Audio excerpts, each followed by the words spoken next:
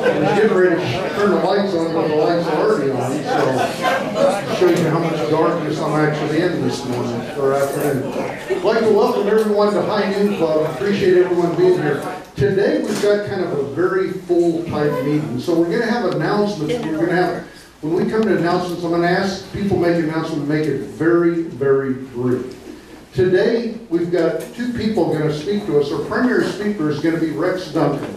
Representing Rex Duncan, previous state representative, now a district attorney up in the Tulsa area, and he's going to speak to us, and I think it's going to be a very interesting conversation, and one that this room is going to enjoy hearing the conversation on. The other speaker we have that's going to be a little bit on the brief side in the front of it is Joseph Wade Miller. And he worked for the Heritage Foundation. How many people are Heritage Action of America, which is part of the Heritage Foundation? How many have heard of that? Raise your hand. How many have never heard of the Heritage Foundation? Get to know the Heritage Foundation. Get to know them. That's one of those, I'm going to say one of the conservative type groups in America that does an outstanding job of providing information to conservative type people. And probably one of the groups that the liberals in America hate.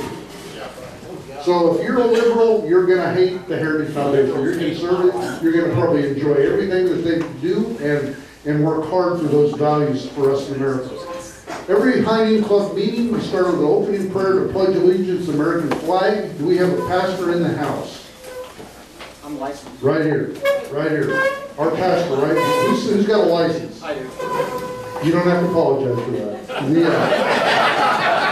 Okay, if you'll start out our opening prayer today, we'll do that, and then I'll do the Pledge of Allegiance up front, the flags up front. Let's pray.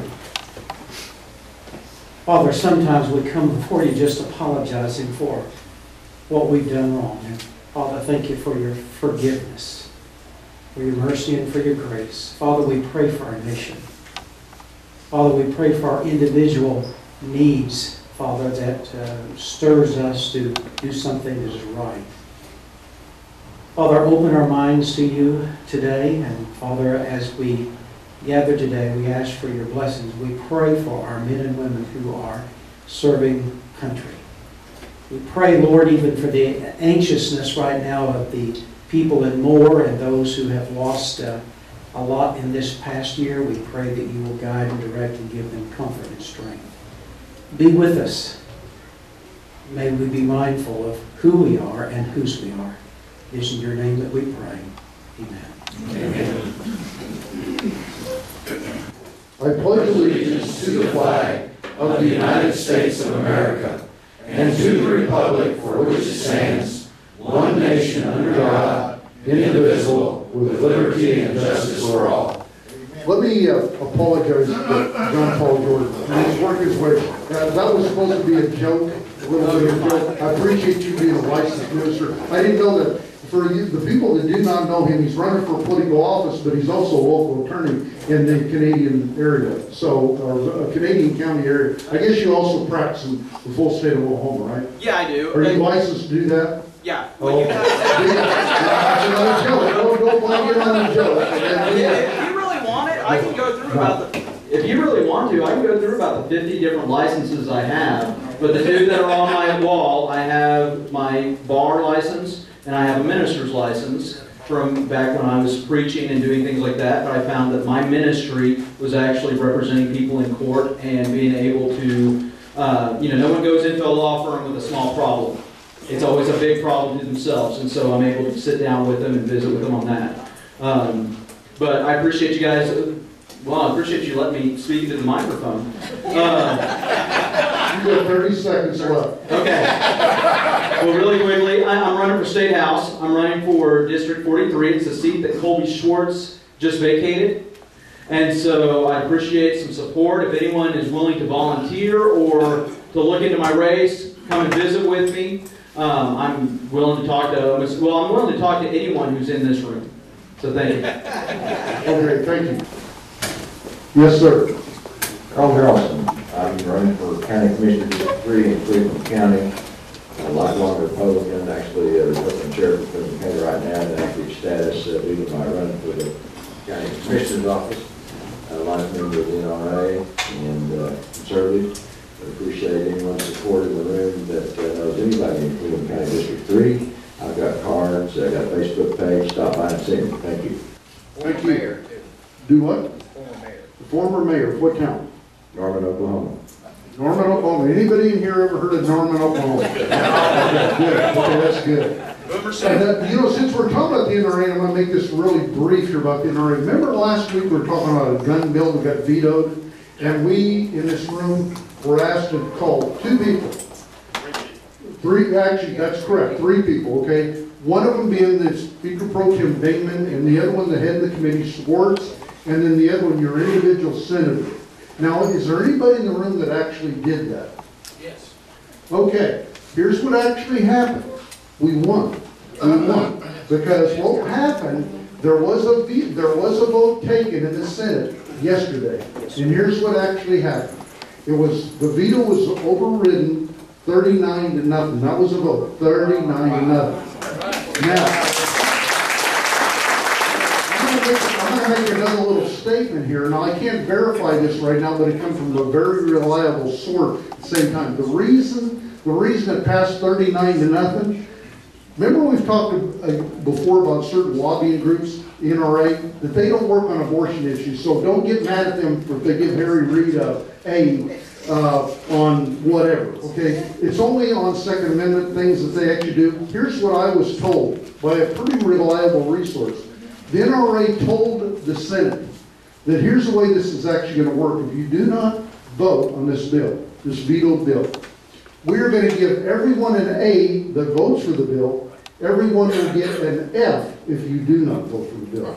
Not a B minus, not a C. You're going to go from A to F real quick. Now, I know this may make certain people in this room mad, but that's what you call political clout and influence.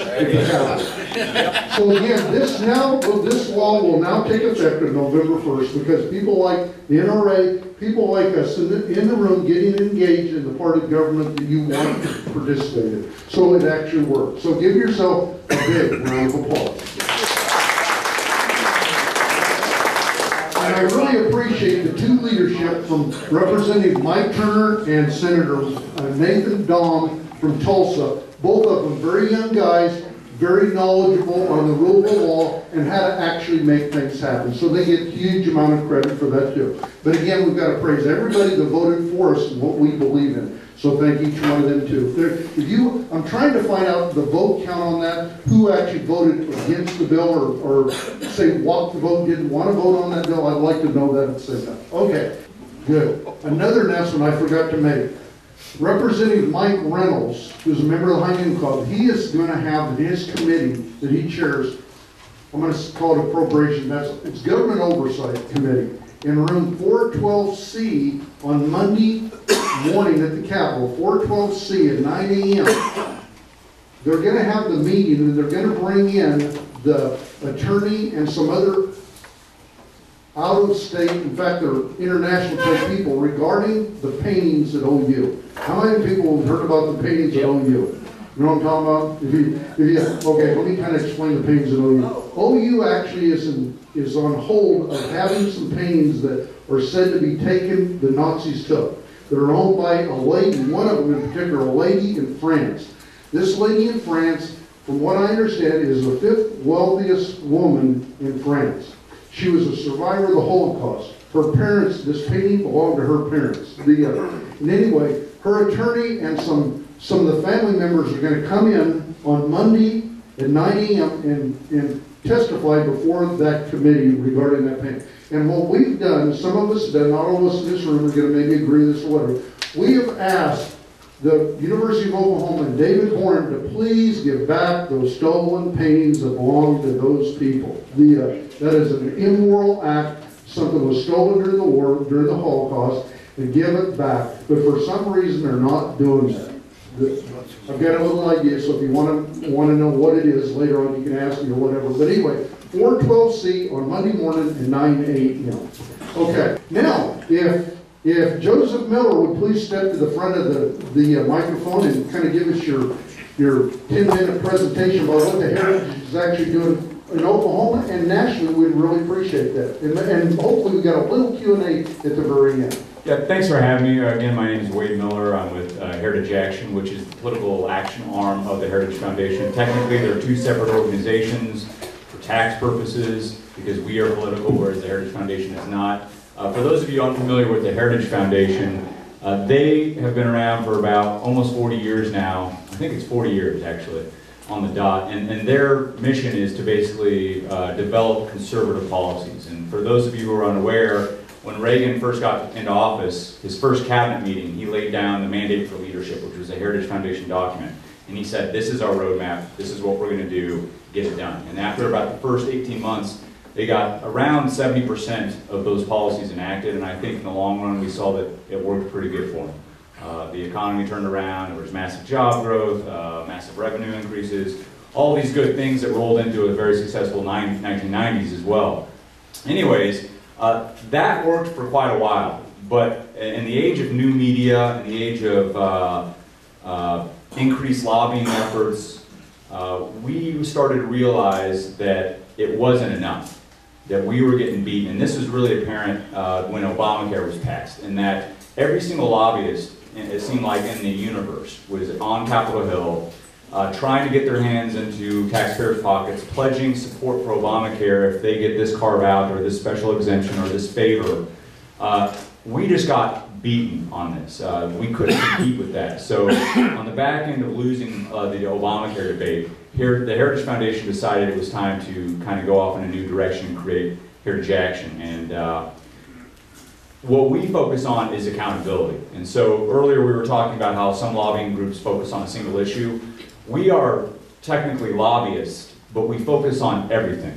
Full spectrum conservatism. So our rating encompasses kind of a overall view of how they're doing as a conservative in general. We kind of put the threshold at 90%. So if you score 90% or above on our scorecard, then you're considered kind of in a safe range, because it's okay for there to be a little bit of disagreement among conservatives. We're not going to rake you over the coals if you have an 89% as opposed to 100%. The problem, though, is that in exceedingly conservative districts, and by that I mean specifically districts in Oklahoma and Texas, which are, by and large, if you look at the partisanship rating, extremely Republican. You could run a dog in the federal races in Oklahoma and win. That's how Republican these districts are. And if you look at the vote totals, they're usually winning with 80% of the vote, etc., especially in primaries. I mean, it's just, they blow them out of the water.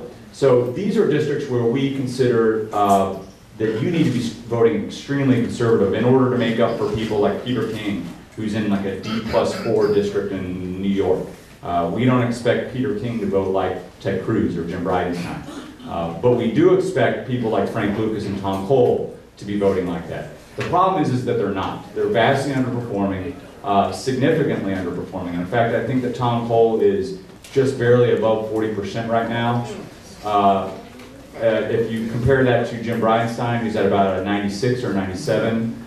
His only bad vote was on the Farm Bill, and I think that even he knows that, but otherwise he's doing an awesome job. In fact, I think that in the limited time he's been there, Jim Bridenstine is probably one of the top 10, if not top 5, House legislators. When you look at the way he communicates with the grassroots, with the way he approaches issues, with the way he works with the conservative movement, there's very few that could claim that they're potentially better than him at it, and I have high hopes for him. The problem is we don't see that same type of success across the state, and we really should. Tulsa is not the most Republican, the district that encompasses Tulsa that he's in is not the most Republican district. In fact, Frank Lucas is in like an R+26 district. That is extremely Republican. You will never lose an election in an R+26 district. That has to, the Democrats would have to work on that district for decades to ever even come close. So he needs to be improving, and we see the same thing with Tom Cole, Mark Wayne Mullen. James Lankford is doing marginally better, but he's still underperforming. So we focus on accountability. We want to get the information in your hands that you need before the votes are happening, so that you can call, so you can then ask them to vote the right way. And we don't get involved in campaigns, we don't endorse, but certainly we hope that you use our information to improve these seats. And that is either in the form of getting them to vote better, or replacing them. And so we'll leave that up to you. We're not some DC organization coming here to tell you what to do. We want to supply you with information and then allow you to work with it however you see fit. So some of the issues that we're focusing on right now, and I'll just give you kind of a taste of the legislative issues we're facing. We also do skills clinics. We help people write blogs. We help people get on Facebook and Twitter and all of these things, anything that you could be interested in, and also explaining why it's important and how it actually works. But that's a whole other session, and I'll perhaps hold off on that, and maybe I'll come back here if I'm invited to do a bigger session, or we can do a whole separate skills clinic event. But some of the issues we're facing right now, long-term, John Boehner is really seems focused on getting amnesty done in some form. This could be in a lot of different, this could come forward in a lot of different forms. One of them is the Enlist Act, which is offering amnesty to illegals who joined the military. Now, I'm a Marine veteran. I was in the infantry. I deployed to Iraq 3 times. I think that this is horrendous. The military is not punishment. The military is a privilege. Offering it up, trying to turn the military into a penance for breaking the law is going about it the wrong way. People who go into the military are doing this country a service. They're volunteering. They come out the other end better people. This is a benefit to the American people, not a punishment. And so we are completely opposed to this. There's others like the DREAM Act. This is a little bit trickier. The problem is that the left and some of the moderate Republicans put forward a very emotional argument. But when you get down to the fiscal brass tacks, we're talking significant problems, not just from the cost of college, but through chain migration, the foot in the door, the way the legislative process would be used. Others are just full amnesty, and this is even in the Republican Party. They think that we need full amnesty. One of the arguments out there is this, that if we bring them out of the shadows, put them to work, have them pay taxes, this will be a good thing, because right now they're not paying taxes.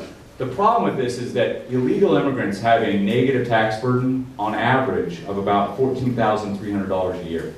We've got all the census data on this. We've got a mountain of CBO studies, and the Heritage Foundation has a whole center that crunches these numbers. So that is a significant burden. So the thought process is, let's make them legal, pay taxes, bring that burden down. The problem is that as soon as you have a legal status, you don't even have to be a citizen. If you have an RPI status, Registered Provisional Immigrant Status, you qualify for federal benefits. This actually shoots it up. It skyrockets. It goes from $14,300 to just a little bit over $29,000 negative tax burden a year. So the math just doesn't add up. So there's fiscal arguments there that we're going to push back against. We're against any type of amnesty at all.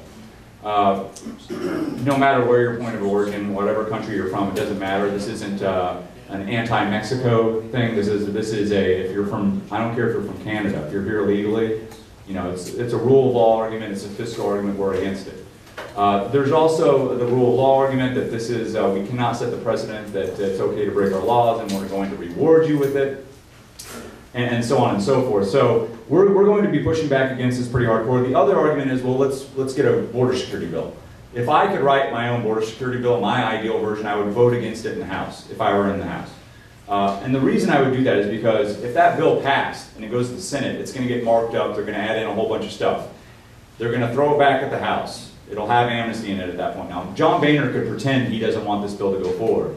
And what Nancy Pelosi would do would call for a discharge petition, and she'd use about 20 or 30 Republicans to force the vote on it. And John Boehner could wash his hands of it and say, well, I tried to stop it. And when in reality, he's tacitly allowing these 20 or 30 Republicans to go behind and help Democrats pass this bill. One of the other issues we're facing this summer is corporate cronyism and corporate welfare. And we see this in the form of the Export-Import Bank and the OPIC, and I forget what it stands for because they snuck it in yesterday in a bill that was voted on. But this is basically the federal government picking winners and losers in the free market. And they give out billions of dollars to corporations. Now the argument is that this provides money for jobs. The problem with that is, and I'll give you a really good example, is we have Boeing gets billions and billions of dollars. Now my dad was an engineer at Boeing. It's a great company. They employ a lot of people. They do a lot of good work. The problem is that when Air India gets a special loan, a low interest loan, it's not available to domestic competitors, they buy Boeing planes and then compete with Delta. So you're helping Boeing at the expense of Delta. And so this is we're spinning our wheels here This is not the appropriate function of the government to do. They should not be in the business of job creation. That is the job of the free market. And so we have been opposed to this. They reauthorized it last 2 years ago. We are going to be putting our foot down this summer, and we're going to try and flip the narrative, because Democrats vote for it too. If we can get Republicans to vote against this, going into the 2014 general elections in November, because this vote will probably be in September, we can then throw it in the Democrats' face and say, well, you guys are the ones supporting the rich and supporting corporate cronyism, and kind of flip that narrative for the moderate voters. And I'm not one who thinks that we should run to the middle, but this is an issue that where we could, and it would be effective. So there's a whole bunch of things like that, and I'm here to work with activists through what we call the Sentinel program. And I'll wrap it up here because I know we got to get going on. But the Sentinel program is essentially a program where it's free. Nothing I do costs any money. I'm here to be a return on investment for people who do fund the Heritage Foundation and Heritage Action.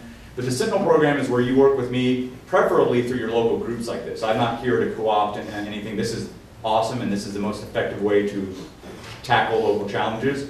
But the way this works is if you find out that your member of Congress is on the right side or the wrong side, give word back to us. And this program allows you to do it. You can simply talk to Bridenstine or Lucas or Tom Cole. They're going to vote against it or vote for it.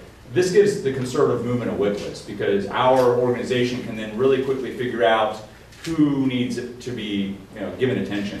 And so this is a highly effective program. In the last 18 months, we've really seen that this program, in conjunction with the grassroots movement's efforts, is really steering the debate. You may not see it, but I'll tell you this, Republican leadership, they're feeling the heat. They know that they're losing control of the narrative to the grassroots, and they're doing everything they can to stop it and thwart it, and it's a losing battle. They don't understand that with new media, social media, the conservative organizations out there, the conservative grassroots, it's easier just to work with us than against us. And the sooner they figure it out, the faster we'll be able to start really getting some good work done. And we just saw yesterday where they brought forward a bill that they expected to pass easily, but a majority of Republicans voted against it. 3 years ago, almost every single Republican would have voted for it.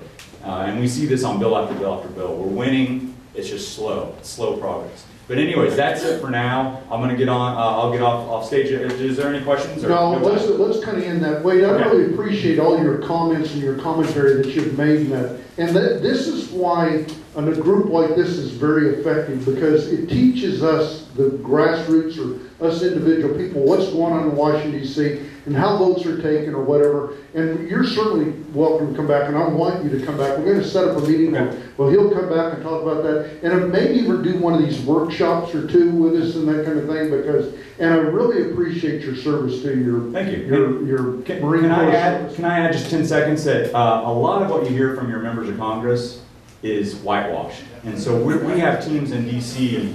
that have the inside scoop of what's going on in the backroom dealings, and we want to be here to make sure that you understand when you're, because often it's very muted, it's very hidden, and we want to expose that for you. So. See, and another thing, let me just add just real quickly to what his message actually is to. This is my part. You really touch on a huge nerve for me, corporate cronyism. Perfect example, what you may know, may not know, what's going on in Oklahoma. I've been told yesterday that the budget, our state budget bill is going to some way be tied to the Indian Culture Center.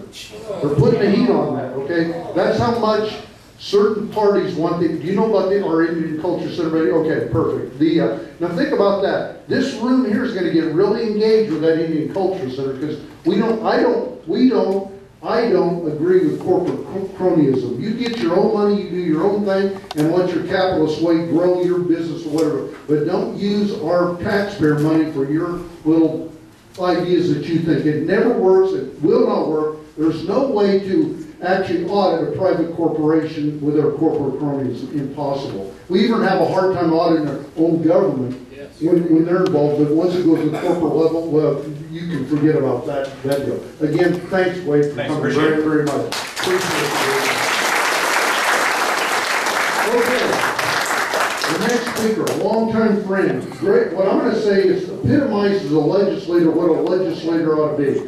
Rex Duncan is a guy that everybody knew that if he would have stayed at the Capitol, the talk is he would have been the speaker. he would have been our current Speaker of the House. Now, I'm kind of maybe embellishing a little bit, but not really. That's what the word really is. Those that don't understand that. And when I make that comment, it's not about because he's my friend or whatever. He's a very fair, very honest, and very legitimate person. He's not only served our legislative body very well, he now serves, I think it's the 10th district of Judicial District of Oklahoma as a district attorney there, but he's also served, he's given us his service in the military service. Now Rex is a guy just like Wade. Now Wade could have probably done a whole bunch of other things in the Marine Corps, but he chose to be in the infantry. Now he could have been a JAG officer, but went to the infantry. Again, that makes a little statement. Somebody willing to fight and defend what he believes in those rights. So again, our guest speaker is now District Attorney Rex Duncan.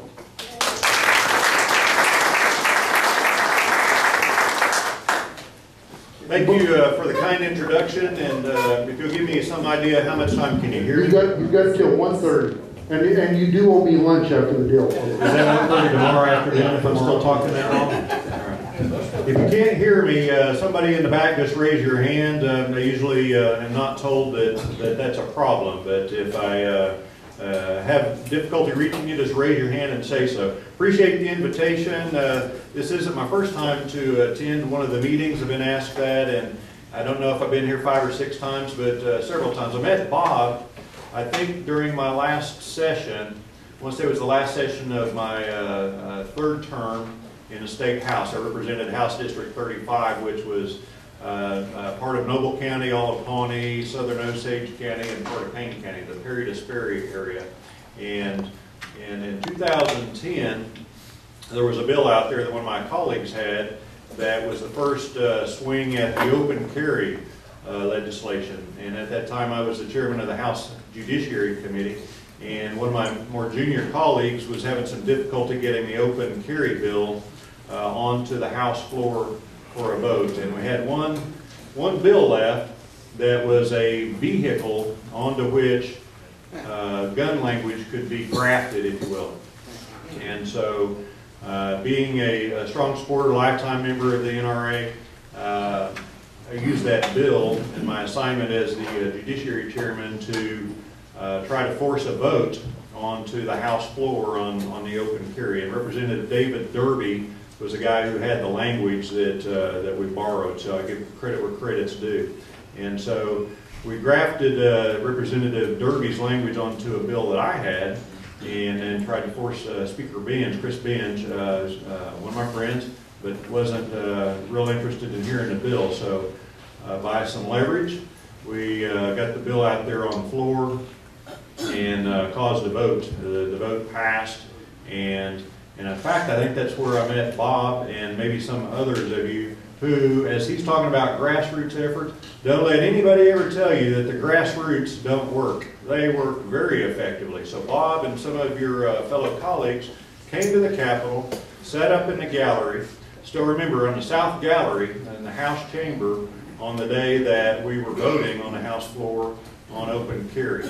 And after it passed, and it did, I went up in the gallery and introduced myself, and I think that's the first time that we had met. And since I live in the Sand Springs area, it wasn't very often that I would have an occasion on a Friday at noon to be here in Oklahoma City to attend some of these meetings. But that was my first introduction to Bob and to this group and what you do. So I want to reiterate the value of being involved. The legislative session is the first Monday in February to the last Friday in May, and you should be there. And if you go every session, you should go every month of every session and be seen, be heard, and let the people who work there know what you're interested in. Because they listen. They do listen. And somebody will take the time to drive down there, fight the parking, fight the metal detector to get in, and come find their state representative and their state senator and say, I'm here on this bill, and I'm watching, and I expect you to vote this way on this bill. Well, remember that. So keep up the good work. Bob didn't ask me if I had a license. I guess I have a couple of licenses, and one of which is the license practice law. One of the things that came about is from my service at the legislature was an A+ rating. And as you know, may know, the distinction between some of those grades, you can get a letter grade based on how you answer a survey. And once you're an incumbent, your voting record will affect your grade. And then, but the only way you can jump from an A to an A+ is to be the principal author of pro-Second Amendment legislation. And in addition to some of those other bills, the one that the NRA took an interest in that helped me get that A+ was legislation in response to President-elect Obama's transition team made applicants to work for his transition team fill out a survey. And one of those questions was, do you or any member of your family own a firearm? And if the answer is yes, please specify what, where, how many, and that sort of thing. So we introduced a bill that would prohibit a prospective employer in Oklahoma from asking a job applicant that question, whether it's in the government sector or the private sector. I tried to attach jail time to it. The state chamber fought me. The compromise was that it didn't carry jail time, it just carries a $1,000 fine. And Governor Henry signed that into law. So the encouragement from groups like this and others makes a difference. So keep up the good work. So this transition from service at the Capitol to service to 2 counties is important. I wouldn't trade my time and experience at the Capitol for anything, but at the same time, I certainly don't regret giving up that House seat. Dennis Casey, if anyone knows, had a chance to work with Representative Dennis Casey from Morrison. He is now the House District 35 state representative, so he occupies the office that I held for 3 terms. So I run for DA, and Pawnee and Osage County are on the eastern edge of Frank Lucas's 3rd congressional district. We're way over there on the east edge, and Osage and Pawnee County had never had a Republican district attorney, so they have one now. I did not draw an opponent, so either nobody wants the job or nobody wants to give up to take it away, so they're stuck with me for another 4 years. When I was talking to Bob about what I might discuss with you today, knowing what kind of audience this is, I wanted to serve up some red meat. I don't think anybody in here has hugged a tree today. I passed a guy on the turnpike coming down here from Tulsa this morning that was driving it looked like a battery-powered car. I'm sure it was a hybrid of some sort. It was that small. And it had an Obama-Biden sticker on it. And it was a personalized plate. And I don't think it was an Oklahoma plate, but it was a compressed spelling of tree hugger. And I passed the guy and gave him a hard look, and then realized that my windows are tinted. He probably couldn't tell who was in the car. So, and one of the good things on a little car like I have, the windshield wipers, if you ever tried this, at turnpike speeds, if you decide that's a good time to wash your windows and look in the rearview mirror, the guy behind you is usually having to wash his windows.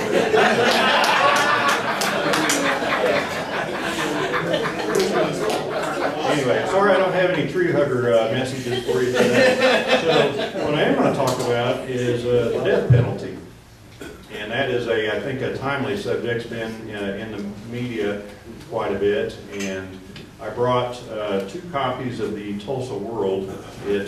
Now that it's owned under new ownership, I don't mind being seen publicly holding it. I don't buy it. I got these copies free at the Capitol. But this is a copy from yesterday, and it's got a story down here on the below the fold out of Osage County. I'm going to talk about that in a minute. And this is a fellow named, and this is the limit of what I'm going to talk about on this particular article, but this is a case that my office is prosecuting against a guy named Michael Devin Stanley. He is now 20 years old, and on Tuesday I filed a bill of particulars, my first one in my first term as DA, to initiate the first effort on my administration to seek a death penalty against a murder defendant.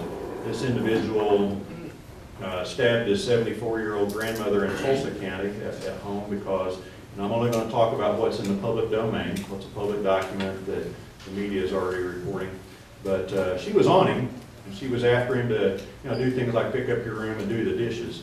So he stabbed her to death with a paring knife. And then he took his, and that was in the very edge of Tulsa County. That's not my case.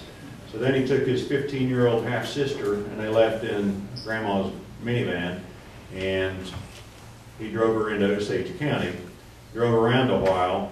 She made it clear she was going to go to the police, so he pulled off onto an oil field, a pumper road, and stabbed her to death with the same paring knife. 13 times, lots of defensive wounds, and left her there. So then he gets out of the van, walks up to the paved road, and catches a ride. People who picked him up, husband and wife, good Samaritans. I asked him what he was doing out here in January. No coat. The man gives him his coat, an expensive North Face coat, a $100 bill, and they drive him 20, 30 miles to where he has to be dropped off. Engages in conversations about where he works, what kind of truck this fellow's driving that picks him up, what kind of engine is in it. Small talk, just after he stabbed his sister to death with the same knife he killed his grandmother with. So on Tuesday, our office is kicked off what will, I'm sure, be 2 years to get this case to trial. I don't know what a jury will do 2 years from now. If they do what we ask them to do, which is to return a death sentence, then I know that I've got another decade to follow the case, shepherd the case, fight for the case, along with the Attorney General's office, who handles all the post-conviction appeals. And maybe someday there will be justice at the end of that case. Let me segue to this is today's Tulsa world, and this animal on the front is the person who got and I use that term loosely, the person part, who got a 6-month stay because of the execution that took place minutes before, 2 hours before he was to have his day with justice. And I'm going to talk a little bit about some facts, and I would say to you, and I'm going to pitch this out here kind of as the underlying theme of what I'm talking about today with you, is if there was anything botched, and I'm not suggesting that there was, what I would suggest perhaps is that they got the order wrong. The individual that they executed the other day killed somebody in my hometown in Perry, Oklahoma. He and some colleagues went to rob somebody, and they killed a 19-year-old girl, shot her twice, I think with a shotgun, and then he forced one of his colleagues to bury her alive. And if you've read and followed the story, you know that while she was laying in the shallow grave, she was still breathing, and they could see her breath causing the dirt to come up.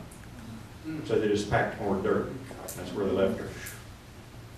So he's the individual who got executed the other day. This animal was next, same night, and he got a 6-month reprieve. If something went wrong that night, it was an order in which the batting order.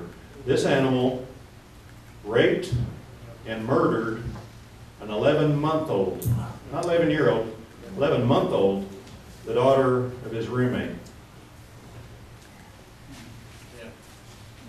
So he had his last meal, and I guess he'll get another one in 6 months. And I hope he gets what's coming to him in 6 months. So the death penalty, what about it? You've heard that Texas executes more people, but Oklahoma is #1 in per capita executions. Oklahoma, since the death penalty was reinstated in 1976, has executed more people per capita than Texas. Not by twice, but almost by twice the rate. For every 10,000 people in Oklahoma, 0.25%. So far ahead of Texas, and probably 4 times, at least twice the rate of maybe state number 5, which I think is Georgia. So there's 34 states that have the death penalty. And Oklahoma was the first in 1990 to start using the method of lethal injection. And since '76, of the 111 executions that Oklahoma has carried out, 3 of them were women. And all 3 of the women Oklahoma has executed were all executed in 2001. I have a list if any of you are curious. This is open source stuff. Some of this is just off of Wikipedia, the whole list of 111 people counting Clayton Lockett, who was executed a week ago, and when they were executed and who it is they killed. So that's the rest of the story. Really, for every conversation that you have about some animal that gets executed, the real story ought to be about who the victim was.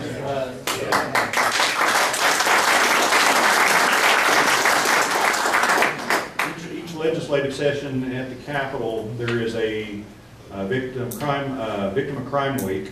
It was about 3 weeks ago, this session, and when you stop and think about what the definition of a victim of crime is, it can mean a lot of things. It can mean everything from you had your car burglarized, the toolbox in the back of your truck was taken, all the way up to the people on this list. So don't ever forget when you get engaged and get suckered into a conversation by the guy with the tree hugger tag about how terrible the death penalty is, get suckered into the bogus effort that the conversation's really about the Eighth Amendment, where it's really about the cost of incarceration versus the cost of an execution. It's really about the victims of these animals.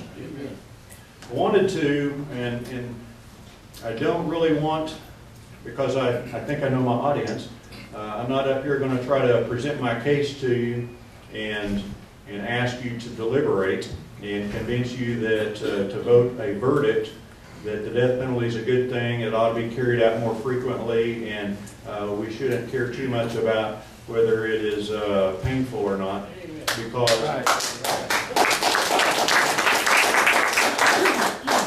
because I know that in jury deliberation rooms they don't allow firearms. And I'm afraid there might be a fight over who gets to be the foreperson in this. This is the jury. So if this is the jury deliberation room, and this jury is deliberating over the things I'm asking you to consider, usually we find that nobody wants to be the foreman on the jury. I don't think there would be a problem like that with this crowd, and I'm pretty sure I'm not the only one carrying a firearm in here right now. So that's my kind of crowd. You never know.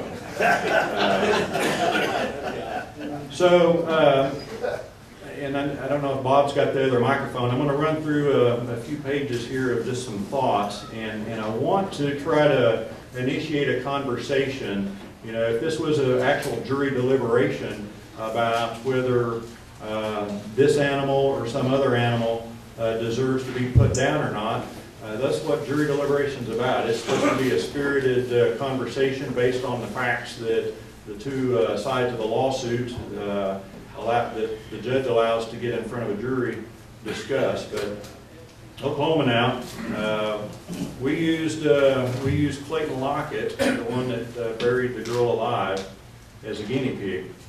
And why is that? Why is it that Oklahoma is using a 3-drug cocktail that maybe one other state is using that is tried or is untried and untested? We're using, and I'm not a doctor, so I'll probably butcher some of these, but midazolam causes unconsciousness. The second drug we administered is the curonium bromide, that stops the breathing, and then potassium chloride stops the heart.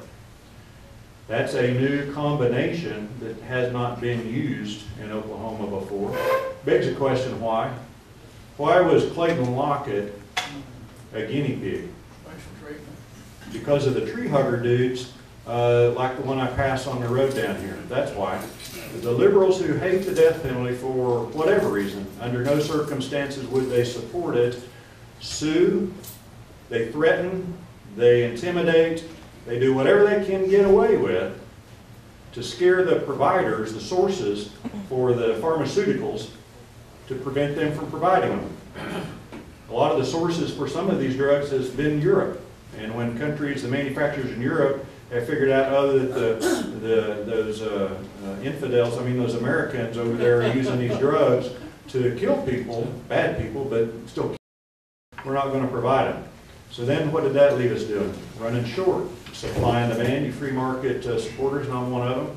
When it runs short, it's hard to find. And then when you top that off with the threat of liberal organizations threatening lawsuits, they just quit providing it, because being in the private sector, it's not good for business when the ACLU and all these other organizations show up at your doorstep and picket and try to put you out of business because you're providing and assisting a service to the state of Oklahoma.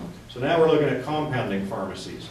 Those, my sister-in-law is a compounding pharmacist. They'll make about anything, and it's not as regulated by the state as some of these other pharmaceuticals. So Clayton Lockett was a guinea pig, and I suggest to you, so what? The liberals that tried to stop it are the same people who made him the guinea pig that he was. So what do we know about what happened? We know that there's going to be an independent investigation. It's already underway. We know that there's a 6-month stay for the next one, this animal, and we think that there will be recommendations coming from the investigation. The DPS commissioner is in charge of this investigation, Michael Thompson. He's a friend of mine. He's a fellow National Guard officer. I retired from the Guard last year in May after 34 years and 17 days, not that I was counting. But Colonel Thompson is one of my colleagues and a good friend of mine, and I'm satisfied he'll do a good job and make solid recommendations back to the state. The issue is whether the elected officials will take those recommendations and use them and not be afraid of the liberals and shy away from their constitutional duty to carry out the law. Well, I'm talking about some of these liberal groups. Who are they? I looked up, this is free source stuff. There's an Oklahoma coalition to abolish the death penalty. You can find them on Google. The Oklahoma coalition to abolish the death penalty. Who are they? Google them, you'll see some pictures. One of them is a current state senator running for federal office, Connie Johnson. And they, on their site, have as their mission statement to abolish the death penalty. The end state is that it is sufficiently discredited in the legislature, in public's mind, so that reenactment seems very unlikely. So how would this coalition get it abolished and help ensure that it's never reenacted? By doing whatever they can. By whatever methods to sway the public opinion is what they will do. They argue it costs too much. That's bogus. That's a bogus argument. Because the same people like me who start out in 2014 to put make sure this guy has his date with justice. I'm already doing something. I'm already a state employee and I'm a prosecutor. This guy's not costing you or the taxpayers in Osage and Pawnee County an extra nickel, not a nickel. The assistant attorneys general that do the post-conviction work, they're already working on other important issues. That's not costing anything extra. The guy on death row is already in prison. He's not going anywhere. That's not costing anything extra. And if it only takes 12 years or 16 years, like in some of these cases, to execute them, that is still cheaper than the next 40 years on death row.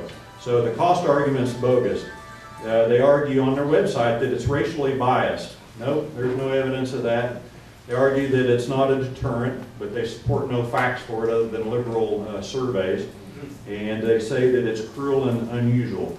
And my response to that is, compared to what? The Eighth Amendment is pretty short. It's one of the shorter ones. And it has 3 things in one sentence. Excessive bail shall not be required, nor excessive fines imposed, nor cruel and unusual punishment inflicted. Nor cruel and unusual punishment inflicted. So what does that mean? Not cruel and unusual punishment. Does that say that an execution has to be painless? Doesn't say anything about that. Does it say that it has to be instantaneous? Doesn't say anything about that either. Does it say that it has to be silent, and if the condemned gasps for air and tries to wiggle around on the gurney for a minute or two, that it has to prevent that? Doesn't say anything about any of those things. So I'd argue to you that what happened to Clayton Lockett was not cruel, and it was not unusual. And if it took 20 minutes longer than it should have, then in the military we would just do an after-action report and review, figure out what we could do better next time, and make the next one shorter, so that when this animal gets his turn, it won't take 20 minutes.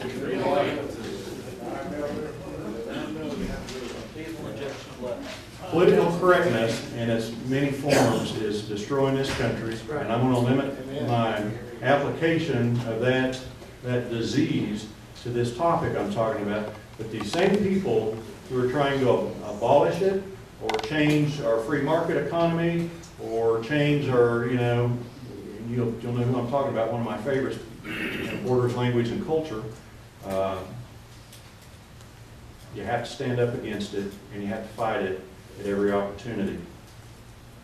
If you believe that the death penalty is an appropriate option for a prosecutor and for a jury of the peers of an animal, it's not mandatory, it's just an option. It's just an option. And Oklahoma is one of the minority of states where juries get to consider punishment. I'm going to have to convict this guy of murder in a 2-stage trial. I'm going to have to get a jury unanimously to convict him of murder in the 1st degree. And if I can do that 2 years from now, then we'll open up another stage, and there'll be a sentencing stage where I try to convince them of the 3 options: death, life without parole, or life, to give him death. That's a separate function. And you, if you're a juror in a case like that, would have to be qualified during the jury selection to serve on a capital case. Is anybody in here, and if you don't want to raise your hand, has anybody ever served on a death penalty case as a juror? Yes, sir, you have? All right. Was that in Oklahoma County or Oklahoma County? All right. I'd like to visit with you afterwards. Pick your brain a little bit about that.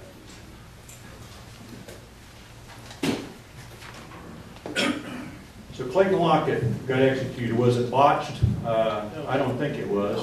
But here's what I know, just from open source. I know that prior to his execution, he quit drinking water and quit eating. He didn't take a last meal. I'm not a doctor, but I've got to believe that that was part of his plan to avoid an easy execution, because he cut his arm, self-inflicted laceration of the arm, deemed not to need stitches. But then he fought. He wouldn't come out of his cell. They had to tase him and drag him out of his cell to go to the execution chamber. So when they asked why could the doctor or the phlebotomist not get an IV in either arm, either leg, stop and think, for those of you, when I've had an IV, what do you want to do? You don't want it to hurt. You hold very still, because you don't want them sticking and getting you on the 3rd or 4th stick. This guy fought them. He fought them, and he prevented them from getting a stick in either arm or either leg. So they stick him in a groin vein, and then they say, well, the vein burst, ruptured, or the stick came out, some of it leaked on the table, and so that's why it took so long. Here's one of the things that I hope this commission looking into this considers, and it's just next door to the South. And I like doing this, but Texas has it right on as an alternate backup plan, where they can, on Plan B or whatever they refer to it as, is inject directly into muscle tissue the pharmaceuticals. So when the guy won't eat, won't drink, fights some more, and they can't get an arm, can't get a leg. I don't know what the syringe looks like, but I imagine there's probably some large animal veterinarians that would provide a syringe large enough just where you can't miss a chest or a thigh, and you get the stick made. So I'm hopeful that my colleagues will find that perhaps as a backup plan that Oklahoma ought to adopt. So I'm about to wrap up here, and I want to save a little time for questions, but Bob hit on an issue, so I can consider this fair game.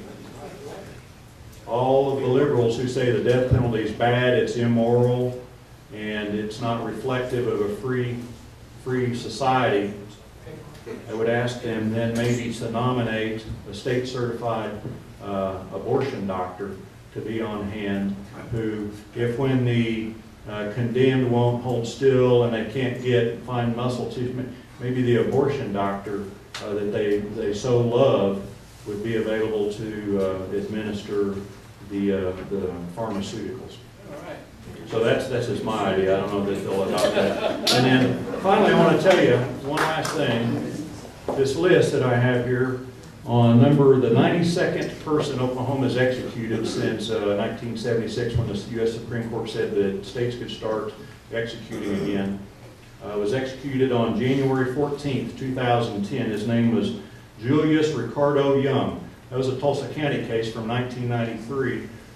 Mr. Young was at about age 40. His girlfriend broke up with him.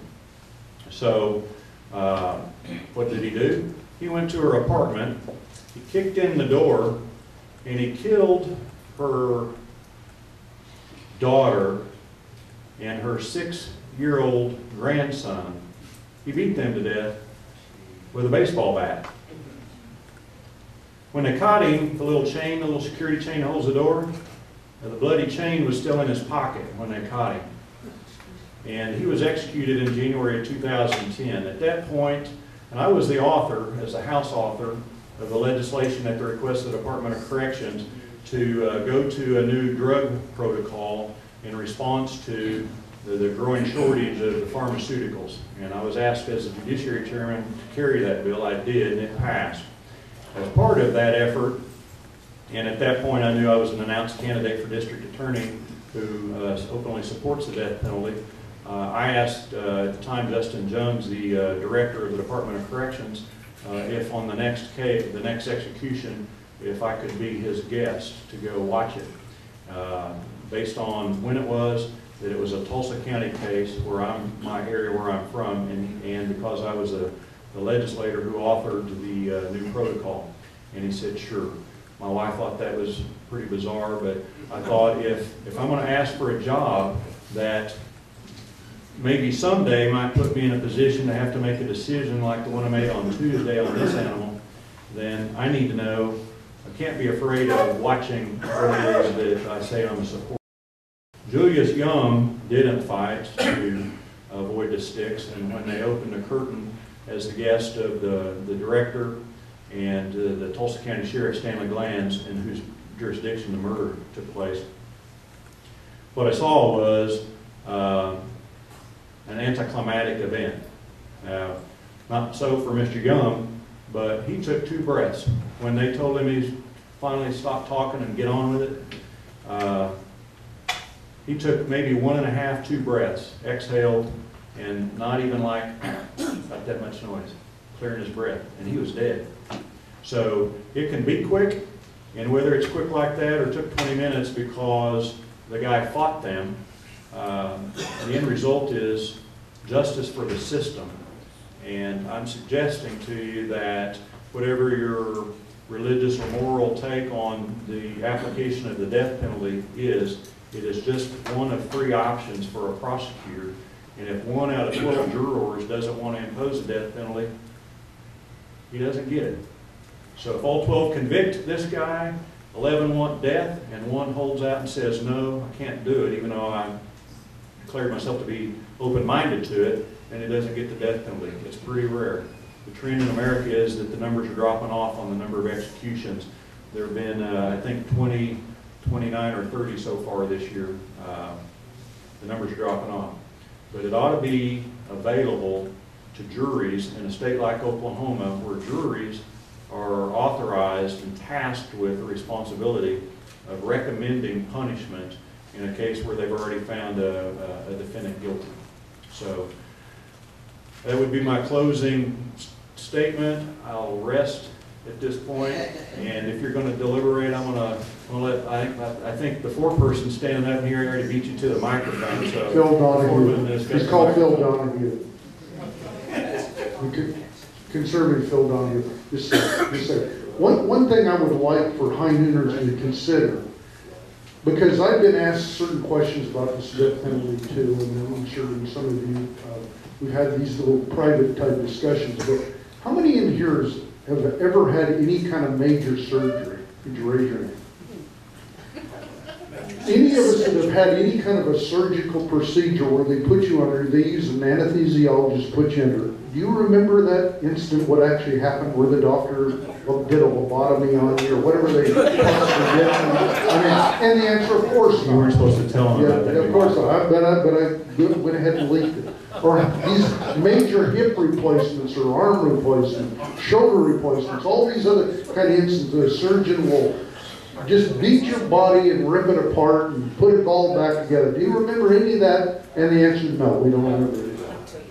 Why are we, and I think Rex brings up and does it in a very eloquent way, because we don't hear about that, why do we not hear about this other side of it? Because these liberals want to make it into something that it's not. It's not. And if somebody wants to so choose to fight the death penalty that they've already been convicted of, go ahead and let them, go ahead and fight it. Or we have the alternative, what I'm going to say the alternative, let's immediately stop that and get the firing squad out there and do it that way. As standby, Oklahoma statute provides for if in the event lethal injection is ever ruled to be unconstitutional, and Oklahoma is the first state in the country to use it, and I think all 34 or 36 states now follow Oklahoma's lead there. But on standby is the electric chair, and is number 2. And if it's ever found to be unconstitutional, the firing squad's number 3, and it's on the books in Oklahoma as the backup and the third backup. Maybe that ought to be the choice we're given. You get A, B, or C, and which one you want to do. Because you're going to do one.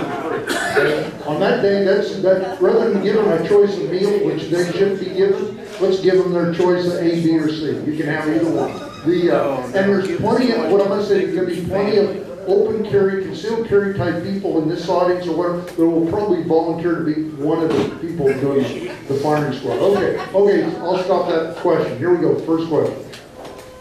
I was really surprised. I was watching Flashpoint last week, and Mike Turpin said something that I've never agreed with him on anything.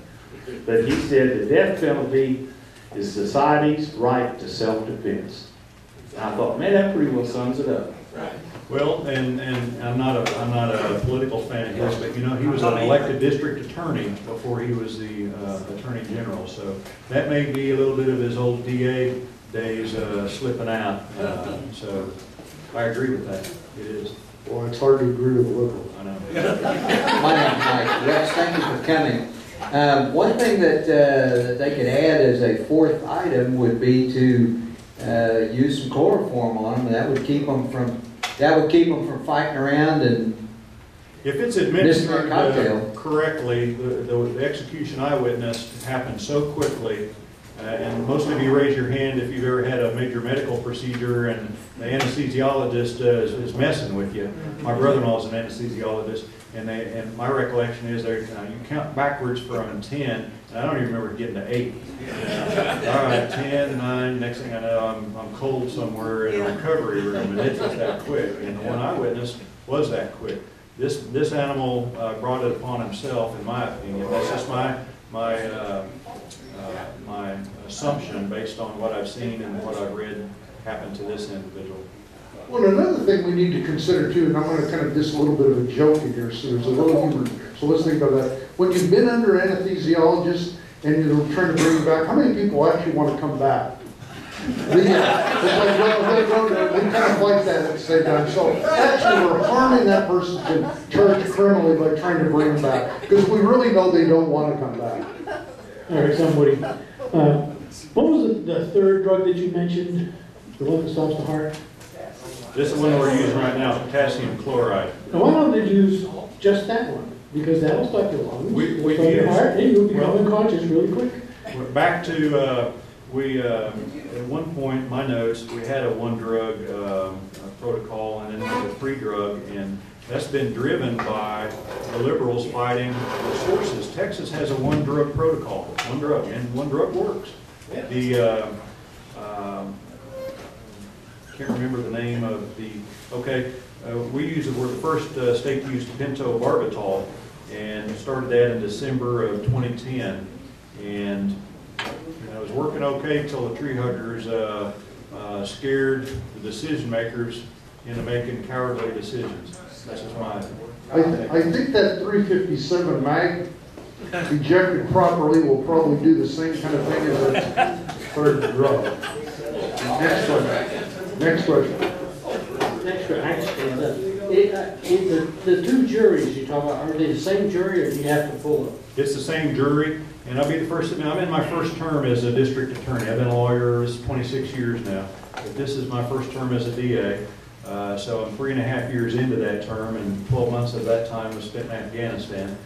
So I'm probably the most junior of the 27 DAs in the state. All right, there's 27 DA districts. I'm a freshman, and I had the least time in the saddle of any of my colleagues. So I'm probably the least qualified to talk based on experience of seeking and getting a death penalty, but I have seen one based on and through my service as a legislator. And so I would tell you that the jury that is selected to hear the case is the same jury that considers punishment. And as part of the jury selection process to include all the questions in a capital case is very extensive. And all of those jurors have to be what they refer to as death qualified. And depending on the judge and the discretion that the judge employs in hearing the case, it can go on, or the judge can move it along.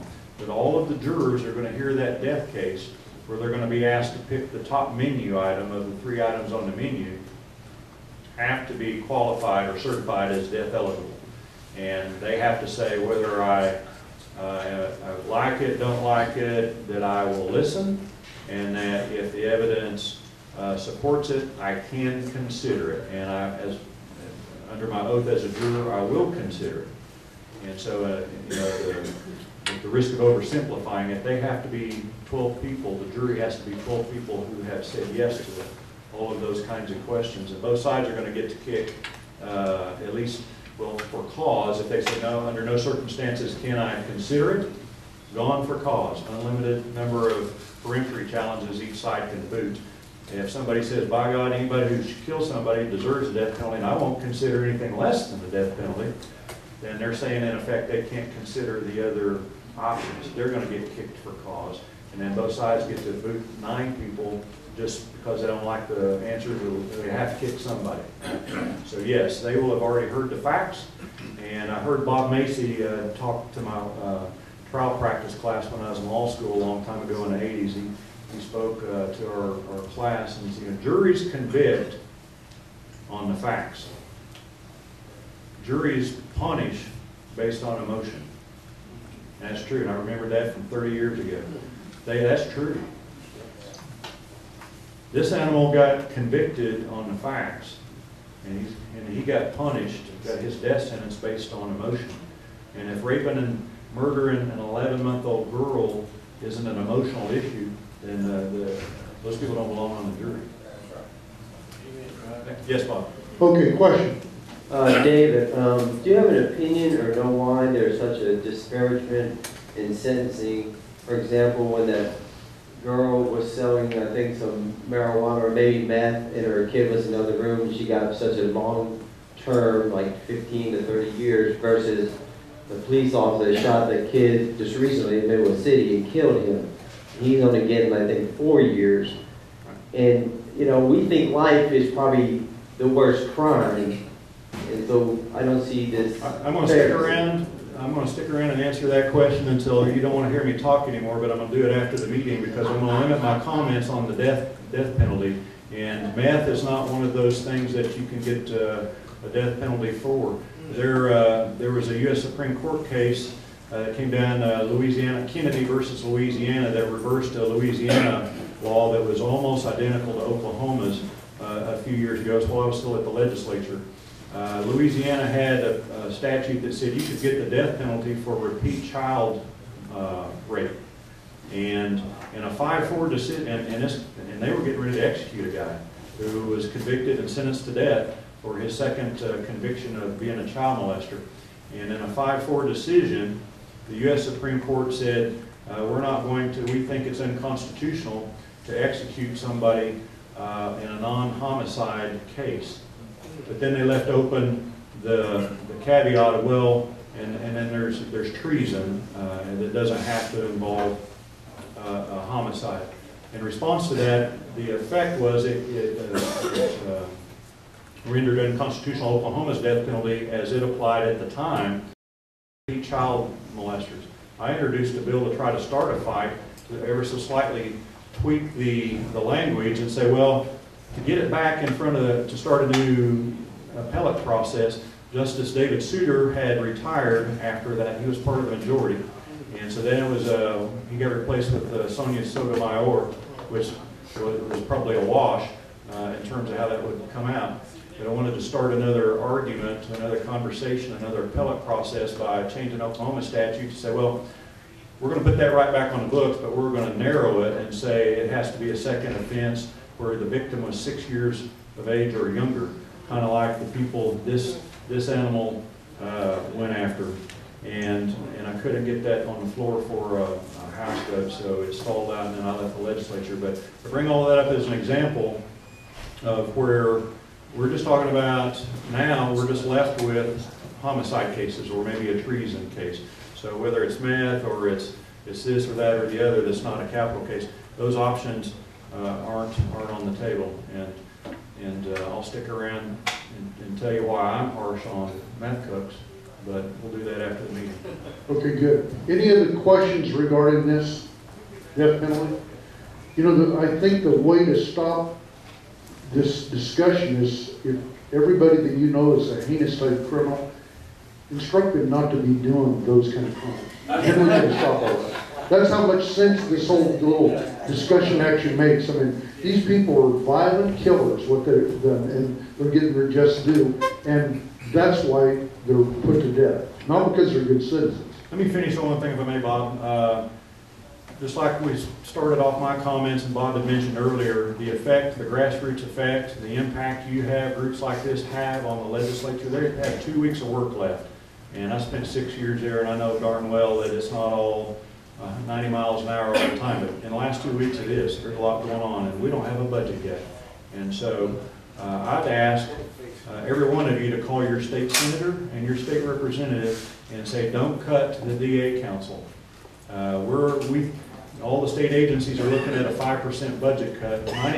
I get less than half of my budget from the legislature. The other half, they give me a Gerber tool and say, go eat what you kill in the way of fees and assessments and other stuff. So 99% of my budget's personnel. I need good people and seasoned lawyers to help me put these people where they belong. I can't do that on with the budget where all I can hire are people right out of law school with $100,000 in law school debt.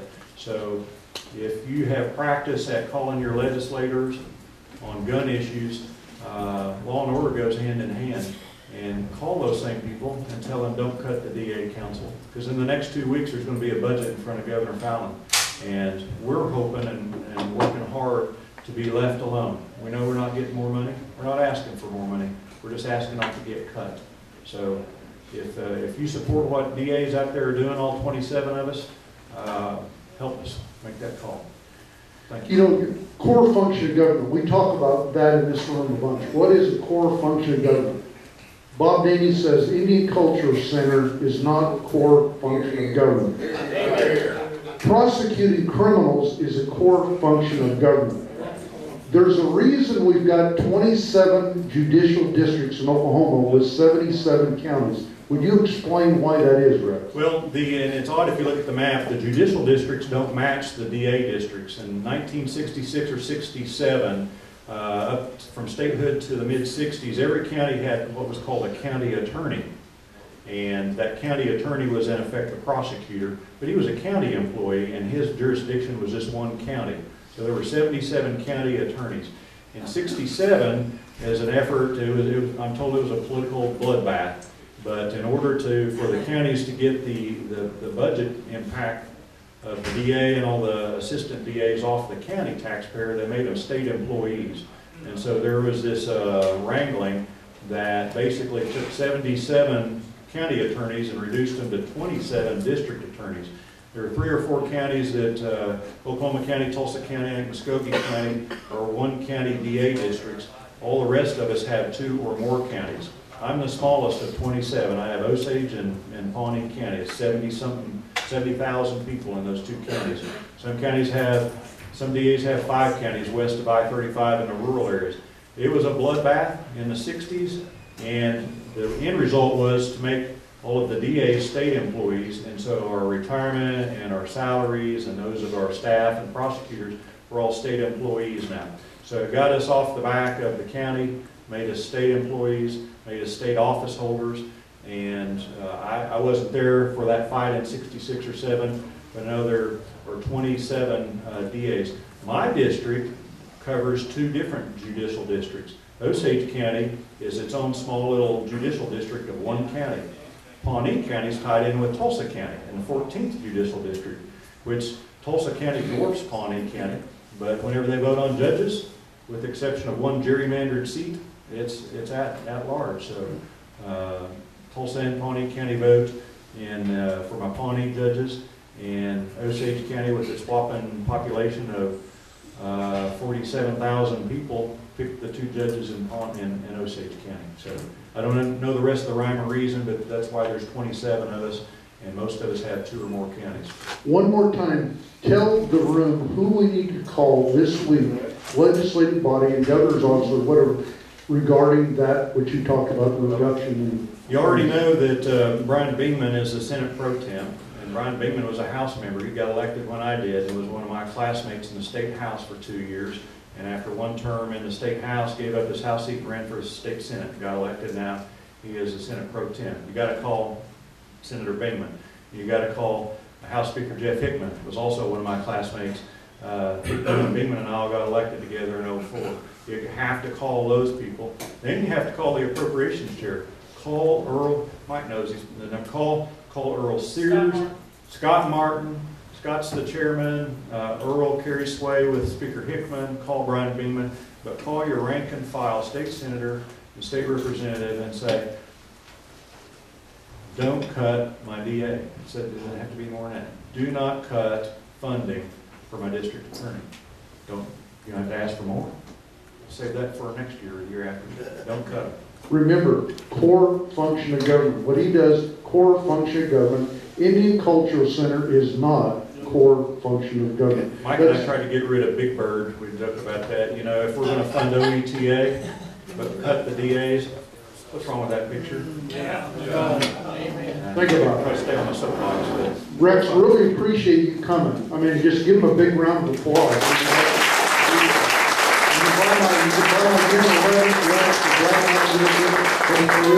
Jimmy Martin, don't run off because Rex wants to talk to you.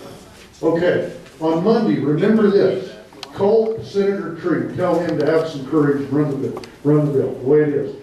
Monday morning, 9 a.m. at the Capitol, room 412C. Mike Reynolds, Representative Mike Reynolds, Oversight Committee is going to be hearing the attorney and some of the family members on the stolen art at OU. So if you want some, I'm kind of saying this in jest, but not really. If you want to see some early excitement, go to that meeting at the State Capitol, 9 a.m. on Monday morning. Big round of applause for 2 different guys. Ladies, we're doing really fast. Thank you very much for what you're doing. Appreciate it. Big round of applause for Rex Duncan, our DA, and Oklahoma. Thanks, Rex, for coming back. Appreciate it.